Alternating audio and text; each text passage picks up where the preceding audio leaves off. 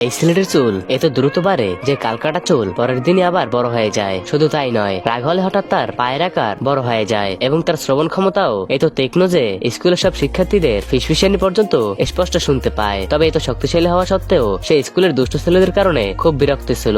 এই ছেলেরা ইচ্ছে করে ক্লাসের ম্যাডামের চুলে চুইংগাম লাগিয়ে দিত, যা তোলা খুব কঠিন হতো। এসব দেখে ছেলেটি এতটাই রেগে যেত যে তার পা হঠাৎ বড় হয়ে যেত। তার বিশাল পা দেখে ম্যাডাম ভয় পেয়ে যেতেন। সে অনেক কষ্ট করে নিজের পা পুরনো জুতায় ঢোকানোর চেষ্টা করত, কিন্তু ব্যর্থ হয়ে পায়ের ওপর টিস্যু পেপার জড়িয়ে স্কুল থেকে বেরিয়ে আসতো।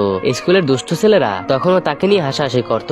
ম্যাডাম ভয় পেয়ে বাস্কেটবল রুমে লুকিয়ে পড়ে, কিন্তু দুষ্ট ছেলেরা সেখানে গিয়েও তাকে মারধর করে এবং তার ব্যাগ ফেলে দেয়। বাড়ি ফিরে গেলে তার মা জিজ্ঞাসা করেন স্কুলে কেউ তাকে আবার বিরক্ত করছিল কিনা, কিন্তু সে মায়ের দুশ্চিন্তা এড়ানোর জন্য সত্য লুকিয়ে রাখে। মা আবার তার চুল কেটে দেয়, কিন্তু পরদিন সকালে সে দেখে চুল আবার আগের মতো হয়ে গেছে। এটা থেকে সে ভয় পেয়ে যায় এবং মায়ের কাছ থেকে লুকিয়ে নিজেই চুল কেটে নেয়। তবে কাটিংটা এত খারাপ হয়েছিল যে সে মাথায় টুপি পরে স্কুলে যায়। পথে দুষ্ট ছেলেরা আবার তাকে বিরক্ত করতে শুরু করে, এমনকি তার বাবার দেওয়া টুপিটিও ছিনিয়ে নেয়। ছেলেটি তাদের কাছ থেকে নিজেকে সারিয়ে নিয়ে টুপি ছিনিয়ে দৌড়ে পালায়, কিন্তু দুষ্ট ছেলেরা তাকে তাড়া করতে করতে তার বাড়ি পর্যন্ত পৌঁছে যায়। রেগে গিয়ে তারা তার বাড়ির কাজ ভেঙে ফেলে। ওরা চলে যাওয়ার পর ছেলেটি কাছের টুকরো পরিষ্কার করতে গিয়ে একটি লুকোনো বক্স খুঁজে পায়। বক্সের ভেতরে তার বাবার লেখা চিঠি ছিল, যা পরে সে জানতে পারে যে তার বাবা এখনো বেঁচে আছেন এবং মায়ের সঙ্গে যোগাযোগও রেখেছে।